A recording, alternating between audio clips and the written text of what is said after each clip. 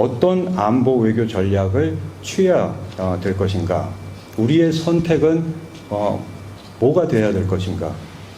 뭐 당연히 국력을 강화를 해야 되겠죠.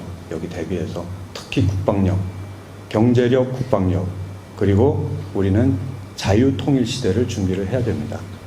이 독재, 전체주의 국가들과의 관계에는 분명한 선을 그어야 됩니다. 어젠가 하나 뭐 이것도 아니고 저것도 아닌 그런 관계를 맺는 건 우리 정체성 확립에 도움이 안 됩니다. 그리고 자유진영이라는 건 미국, 나토, 뭐 호주, 뉴질랜드와의 협력을 강화를 해야 됩니다. 그럼 어떤 준비를 해서 자유통일 기반을 만들어 나갈지에 대해서 우리는 지금 아주 심각하게 고민을 해야 될 때입니다. 이상의 유토피아에 빠져서 남북관계를 생각하면은 큰일 납니다. 그러면 왜 자유통일인가? 왜? 아니 이렇게 우리는 잘 살고 이거 북한 아시잖아요. 이미지, 새틀라이트 이미지 같은 거 보면은 저녁 사진 보면 북한은 아주 시꺼멉니다. 전기가 없어요. 대한민국 아주 환하게 밝혀지고 있고. 그러니까 자유통일이죠. 근데 대한민국 통일되지도 않은 상황에서도 남쪽만 갖고도 이렇게 잘 사는데 자유통일이 됐다고 생각을 해보세요. 인구가 7,500만이 되죠. 자원이 풍부해지죠. 북한의 위협 걱정할 거 없죠. 저는 대한민국이 자유통일만 되면 G7이 아니라 요새 뭐 G7 들어간다고 노력을 하는데 G7이 아니라 G5, G4로 갈 수 있는 그런 엄청난 잠재력을 가지고 있다고 생각을 합니다. 그 잠재력의 중심엔 다 여러분 같은 분들이 있는 겁니다. 그렇게 대한민국 민족이 위대해요. 예. 북한은 안타깝게도 김씨 왕조 때문에 그게 실현이 안 되고 있는 거죠. 근데 통일이 되면 그게 실현이 됩니다. 굉장히 우리 이 과거 30년 동안의 통일 정책이 저는 잘못됐다라는 것을 제가 뭐 지금 통일부 자문도 하고 있지만 잘못됐다라는 것을 말씀을 드리는 겁니다. 이 보수 정권 때도 마찬가지고 특히 김대중 노무현 문재인으로 이어진 진보 좌파 정권의 통일 정책은 더 큰 문제가 있었습니다. 예를 들어 김대중 대통령이 6.15 남북 공동선언 남한의 연합제와 북한의 낮은 단계 연방제 간에 공통점이 있다? 낮은 단계 연방제가 뭐예요? 높은 단계의 연방제로 가기 전 단계가 낮은 단계. 그런데 거기 공통점이 있다고요? 그럼 북한식 통일을 하겠다라는 겁니까? 궁극적으로. 문재인 정부도 같은 맥락에서 종전선언, 아마 뉴질랜드에서도 뭐 그런 캠페인이 있었을 거라고 생각을 합니다. 종전선언을 외치면서 대북 제재를 해제를 해야 된다. 유엔에. 또 군사분계선 무장 해제를 해야 되고, 한미연합훈련 중단, 뭐 파울 이글, UFC, 파울 이글 UFC, 뭐 있어요. 비질란 에이스, 맥스 썬더, 이거 다 중단됐든지 축소됐든지 연기됐었습니다. 자, 그러면 어떻게 변화를? 정보 유입입니다. 정보 유입. 우리가 뭐 풍선 보내고 그러는 거를 나무랄 게 아니라 어떻게 하면 이 새로운 기술을 통해서 그게 뭐 새틀라이트든 뭐든 더 많은 정보가 북한에 들어가야 돼요. 왜냐하면 북한은 남한으로부터 들어오는 정보, K컬처, 한류, K팝 너무 무서워합니다. 아니 저렇게 막강한 핵무기도 있는 정권이 뭐가 그렇게 겁이 나요? 두려운 거죠. 굉장히 불안한 정권입니다. 그걸 아셔야 됩니다. 이렇게 강한 정권이 아닙니다. 드라마 요거 하나 들어오는 거 봤다고 해서 저희 뭐 여기 계신 분들 다 애들 키우시겠지만 어린 17살, 18 먹은 티네이저들을 처형을 시켜버려요? 이게 있을 수 있는 사회입니까? 자유통일이 이루어지기 위해서는 인권이 반드시 개선이 돼야 됩니다. 북한이 비핵화한다고 해서 통일로 이루어지진 않아요. 그러나 인권이 개선이 됐을 땐 100% 통일된다는 보장을 제가 드릴 수가 있습니다. 그래서 김정은 정권이 인권 개선을 아주 그냥 딱 맞고 못하게 하는 거예요. 위협이니까. 아까 이 COI 보고서도 말씀을 드렸습니다. 반인도 범죄를. 미안하지만 다시 한번 이 전 정권에 대해서 얘기를 안 할 수가 없는데, 특히 북한 인권 문제에 있어서는 너무나도 실망스러웠습니다. 왜냐, 저도 제가 북한 인권법이 통과가 되면서 인권 대사를 하고 있다가 북한 인권 국제협력 대사라는 직이 북한 인권법에 의해서 만들어졌어요. 그래서 2016년에 초대 북한 인권 대사직을 맡았습니다. 그런데 아시다시피 2017년에 박근혜 대통령이 탄핵이 되잖아요. 그리고 이제 문재인 정부가 들어서고, 제 후임을, 저도 이제 당연히 관뒀죠. 근데 5년 동안 제 후임을 임명을 안 했습니다. 대한민국엔 5년 동안 북한인권 국제협력 대사가 없었어요. 윤석열 대통령이 되면서 비로소 2대 북한인권 대사가 임명이 됩니다. 이신하 박사라고 고대 교수인데, 자, 10대 북한인권을 이렇게 좀 외면한 사례들이 제가 이렇게 나열을 하자면, 유엔에서 북한인권 결의안이라는 게 있잖아요. 근데 이게 우리 민족한테 지금 저질러지고 있는 일인데, 우리가 이거를 선도하지는 못할 망정 공동 제안국에도 참여를 안 했습니다. 4년 연속. 이게 진짜 부끄러운 일입니다. 북한 인권법을 이행을 안 했습니다. 북한 인권재단 출범을 안 했죠. 그리고 2019년에 기억나세요? 탈북 선원 2명이 강제로 북송을 당했습니다. 가기 싫다는데, 아니 우리가 지금 중국한테 탈북민들 강제 북송하지 말라고, 그거는 국제법, 국제인권법 위반이라고 강제 북송하지 말라고 하는데 우리가 강제 북송을 해버렸어요. 우리 정부가. 그럼 어떻게 됐겠어요? 이 두 사람. 그리고 대북 전단 금지를 시켰죠. 보내면 3년 징역, 3천만 원 벌금.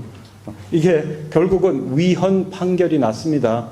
왜 위헌 판결이 났을까요? 북한 주민들의 알 권리, 또 우리 표현의 자유의 상징이거든요.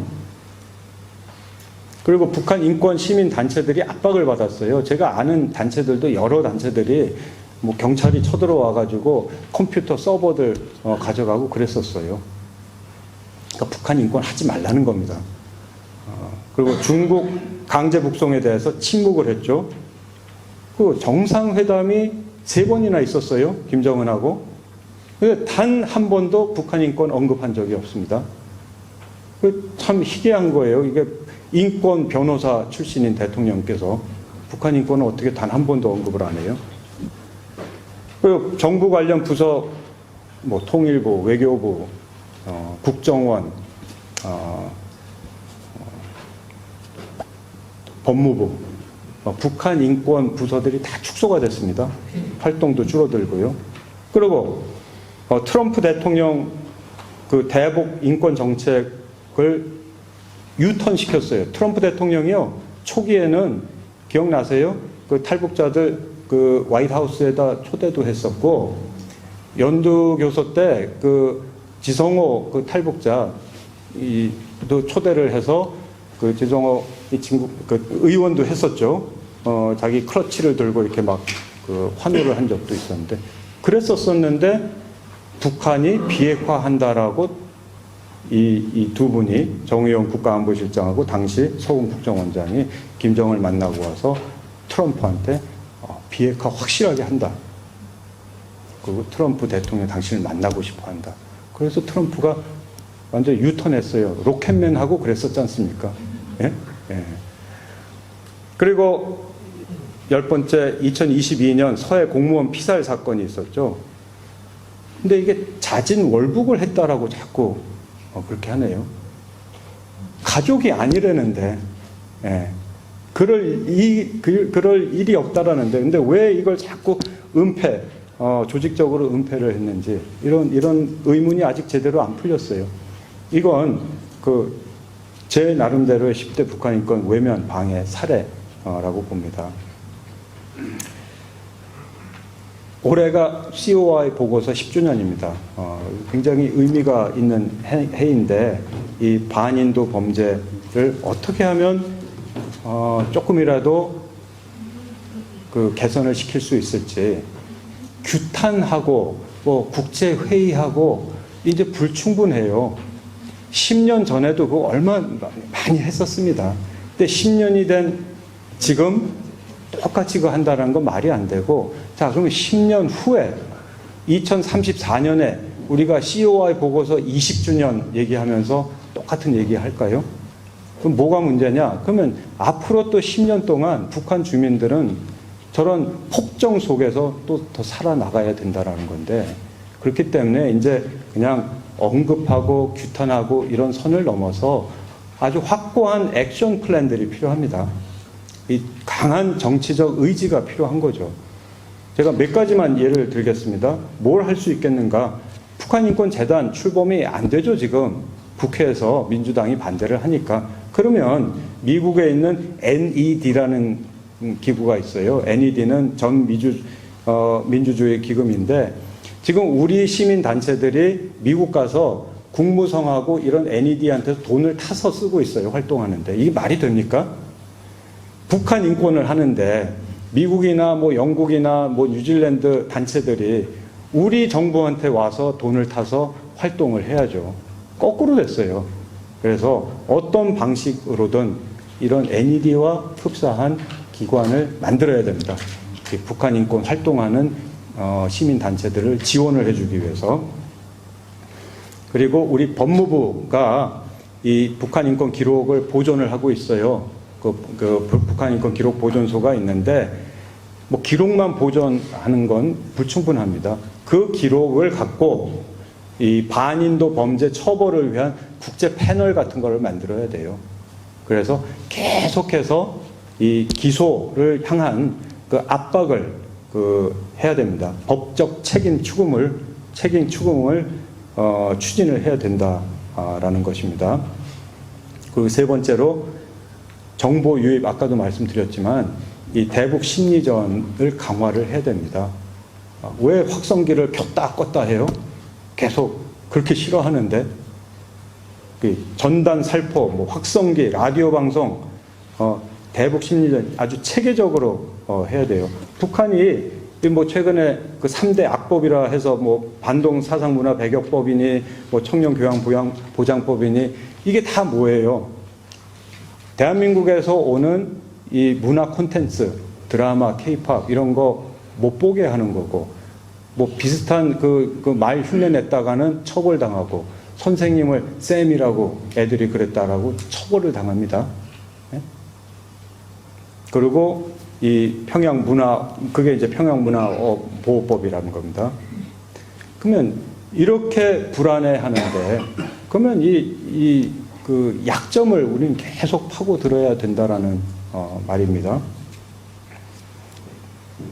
그래서 많은 정보가 유입이 됐을 때 북한 주민들 사이에서 인권의식이 싹이 트고, 그게 결국 변화를 가지고 올 수 있는 단초를 제공을 할 수 있기 때문입니다. 네 번째는 이 UN 난민기구가 중국에 있는데요. 이 UN 난민기구가 제 역할을 안 해요. 네. 중국에서 난민으로 그 판정을 받게 탈북민들이, 그러면 UN 난민기구가 인터뷰를 해야죠. 이 사람이 그냥 뭐 경제적인 이유로 탈북을 해서 중국에 왔다든지, 이거는 돌아가면은 뭔가 그 탄압을 받겠구나. 그러면 난민으로 책정이 되는데, 중국이 무조건 접근을 못하게 해요. 이 UN 난민기구. 그러면 UN 난민기구는 우리는 좀 접근을 해서 인터뷰를 해야 되겠다 하고 좀 보호를 해야 되겠다 하는데, 80%가 여성이지 않습니까? 탈북민들. 여러분들 잘 아시잖아요. 그 중국에서 겪는 이 탈북민들의, 특히 여성들의 그 스토리는 이루 말할 수가 없습니다. 여기서 뭐 다 얘기할 수는 없겠지만, 그러면 이 UN 난민기구가 노벨상을 2번이나 받은 기구예요. 부끄러울 줄 알아요. 제 역할을 왜 안 하냐? 쫓겨날까봐. 중국이 그냥 나가라고 하면 쫓겨날까봐. 그럼 쫓겨나더라도 제 할 일은 해야죠. 그 마지막으로 이 남아프리카 공화국에 인종차별 분리 정책이 있었잖아요. 아파르타이드라고. 그 흑인을 이제 차별하는 백인 지배자들이. 근데 이 1974년에 유엔에서 유엔 총회가 이 신임장 위원회라는 게 있어요. 그래서 이 남아프리카 공화국의 신임을 거절을 합니다. 투표를 해서 거부를 하는 거죠. 그래서 그 이후 20년 동안 남아프리카 공화국이 유엔 총회에서 커미티든 서브 커미티든 아무 활동을 못 해요. 추방된 건 아닙니다.